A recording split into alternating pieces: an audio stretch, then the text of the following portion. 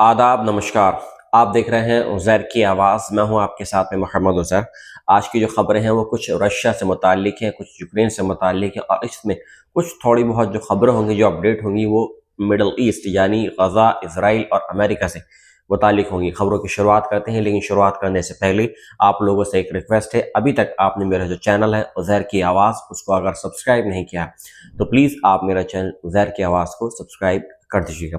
खबरों की शुरुआत करते हैं।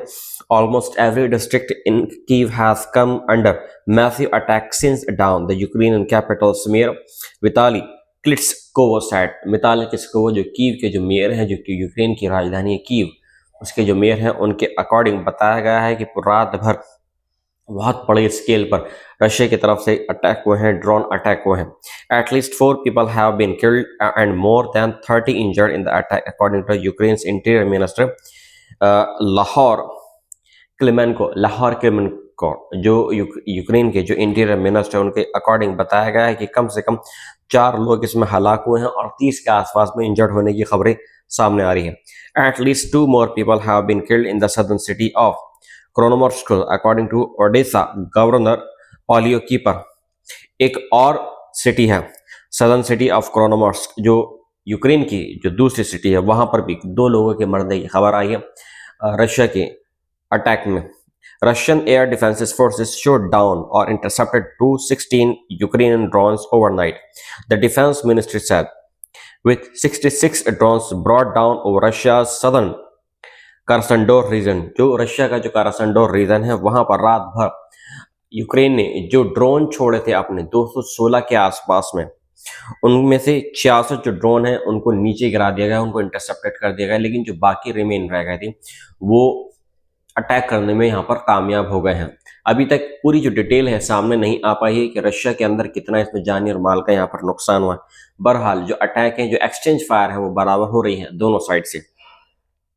Russian drone attack on Chornomorsk city kills 2 Odesa governor. अभी जैसे मैंने आपको बताया तफसील के साथ में मैं आपको बता रहा हूँ इस खबर की report.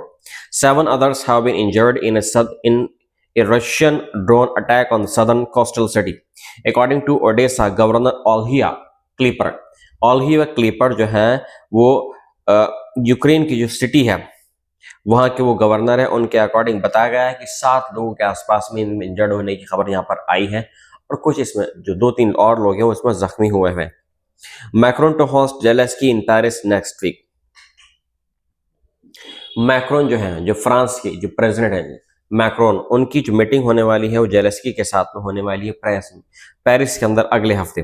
France president Emmanuel Macron who will host in personal talks with Ukrainian President Vladimir Zelensky on November 17, Marcos office has said।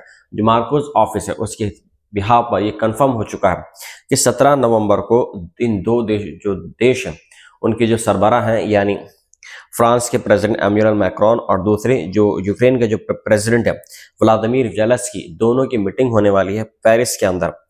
The Paris meeting will affirm France's long term support to see security of Ukraine and discuss bilateral defence energy and economic cooperation.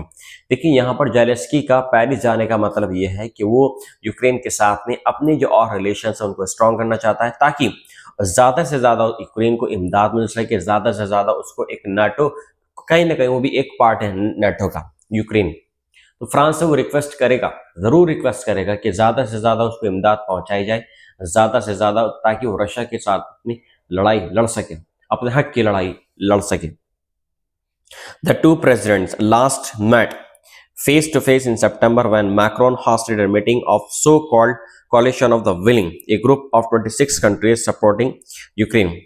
अभी इन दोनों की जो meeting हुई थी वो सितंबर में हुई थी और इसमें मैक्रोन ने एक मीटिंग होस्ट की थी जिसमें कम से कम 26 जो कंट्रीज हैं उनके सरबराह हैं वो इसमें शामिल हुए थे इस मीटिंग में।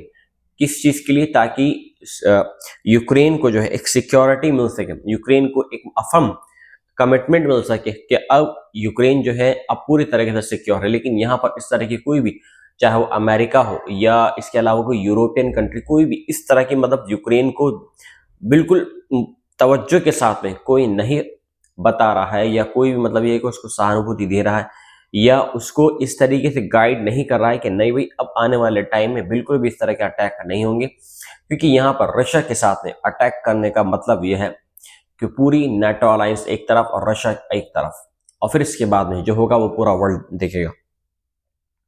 Russia's Kyiv attack targeted military volunteers trained in UK, Germany report. Russian state news agency RIA quoted a military coordinator, Sergei Ladevo, as saying that Russian troops attacked a Ukrainian special forces base in Kyiv's Borispil, where volunteers trained in Britain and Germany were stationed.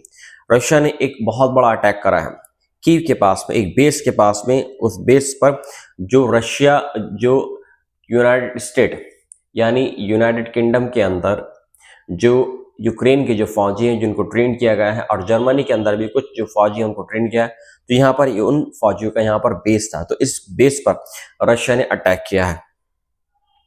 Training camp in the city of बिला तसरका Ukraine के अंदर एक शहर है, वहां पर यह attack हुआ है। उस बेस के ऊपर air defence systems, command post, UAV bases and facilities of the Ukrainian defence system, दोनों ही तरीके से यूक्रेन ने कंफर्म कर दिया इस तरीके के रशिया ने अटैक करा है। UAV bases and facilities of Ukrainian defence ministry in Kyiv and region, missile and ammunition depots in the Dnipropetrovsk region, border military facilities, mobile radar stations, artillery position and command points in the Sumy and Kontop districts. इस तरह की चीजें, मतलब ये कि इस base के अंदर रखी हुई थी। हाई सिक्योरिटी से संबंधित ये बेस था जहां पर जो ब्रिटेन के अंदर या जर्मनी के अंदर जिन यूक्रेन जो फौजी हैं जिनको ट्रेन किया गया था, यहां पर उन फौजियों को रखा गया था। इसके अलावा और एक खबर और आ रही है रशिया की तरफ से। A state of emergency has been declared in Russia's Novorossiysk after a Ukrainian drone attack that damaged buildings and grain terminal. Russia के अंदर भी एक बहुत बड़ा यहाँ पर अटैक हुआ है, और ये जो अटैक हुआ है ये हुआ है नोवोरोसिस्क, एक शहर का नाम है जिसको यूक्रेन की जो फौज है उसने अंजाम दिया है, और इसमें एक पूरी बिल्डिंग मतलब ये कि कोलैप्स हो गई है, और इसके साथ में एक रशिया का जो ग्रेन टर्मिनल है, एक जहाँ पर जो अनाज होता है, जहाँ पर उसको इकट्ठा रखा हुआ होता है जैसे गेहूं वगैरह, एक उसका डिपो होता है, तो उसको भी यहाँ पर अटैक किया गया है।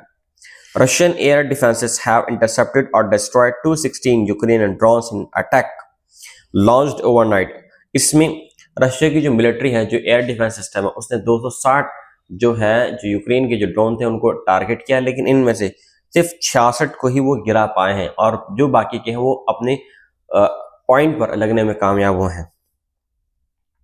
A resident in the Russian village of Oktyabrsky has been wounded in the Ukrainian drone attack. और कुछ जो रशिया के कुछ गांव हैं, जैसे ऑक्टिकरबस्क एक गांव है, तो वहां पर भी कुछ लोगों की यहाँ पर घायल होने की खबर यहाँ पर आ रही है। Russian drones have struck Ukraine southern west Odesa region. अब जैसे मैंने अभी आपको बताया इसी रिपोर्ट के अंदर। देखिए आज की जो रिपोर्ट है बहुत अहम ये रिपोर्ट थी रशिया के मुतालिक, लेकिन इसमें सबसे अहम रिपोर्ट भी ये भी मानी जा रही है कि रशिया बहुत समझाने की कोशिश कर रहे हैं डोनाल्ड ट्रंप, लेकिन यहाँ पर रशिया किसी भी हालत में मानने को तैयार नहीं। हर उस कंट्री से जो डोनाल्ड ट्रंप है वो बात कर रहे हैं जिनका रशिया के साथ में कोई भी कारोबारी कनेक्शन है, बिजनेस के लिहाज से कोई कनेक्शन है। इंडिया की बात कर लेते हैं तो इंडिया के ऊपर भी डोनाल्ड ट्रंप ने काफ़ी फोर्स किया कि वो रशिया के साथ में कोई भी जो ऑयल डील है वो साइन ना करें, लेकिन भारत जो है बिल्कुल उसने दिखा दिया कि अमेरिका चाहे जो कुछ कर ले, बिल्कुल भारत जो है वो झुकने वाला नहीं है। क्योंकि मेन चीज़ यह है कि रशिया के साथ में भारत के, हमारे इंडिया के बहुत अच्छे यहाँ पर रिलेशन रहे हैं सोवियत यूनियन के साथ में। तो अभी जितनी भी और इससे पहले कारगिल की लड़ाइयाँ हैं या जो और भी लड़ाइयाँ हैं, जो कुछ भी जीता गया है वो रशिया की बदौलत ही जीता गया है इंडिया के अंदर।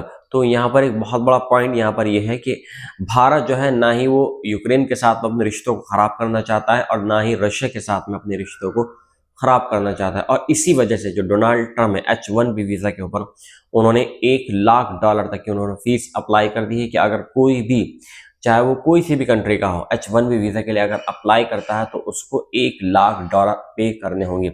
इसके बाद में H1B वीज़ा उसको दिया जाएगा। ये एक बहुत बड़ी रकम यहाँ पर ये है कि अगर इंडिया के हिसाब से कर देगी तो 1 करोड़ इसको हम मान लेते हैं। और इसके अलावा बहुत वहाँ पर कामगारों की कमी हो रही है। वो किस वजह से हो रही है? क्योंकि यहाँ पर डोनाल्ड ट्रम्प आपको ये दिखा रहा है कि वो एक पीस पर्पस देता है। पूरे वर्ल्ड के अंदर अभी जितने भी वॉर हुए हैं, चाहे वो इंडिया और पाकिस्तान का भी हाल फिलहाल में सिंदूर ऑपरेशन हुआ हो, या थाईलैंड कंबोडिया का वॉर हुआ हो, इसके अलावा और भी कई वॉर हुए हैं, उन्होंने इन सब वॉरों को रुकवाया है। ये कौन कह रहा है? ये कह रहा है डोनाल्ड ट्रम्प। जी हाँ, लेकिन हम ऐसा नहीं मानते। डोनाल्ड ट्रम्प यहाँ पर कुछ भी नहीं कर रहा। जो कुछ हो रहा है वो सब इंडिया की बदौलत हो रहा है, भारत की बदौलत हो रहा है। तो लिहाजा लिहाजा यहाँ पर यह है कि इंडिया जो है अपने रिलेशंस जैसे पहले थे वैसे आज भी हैं रशिया के साथ में। मिलता हूँ मैं आपसे एक नई रिपोर्ट के साथ में। जय हिंद।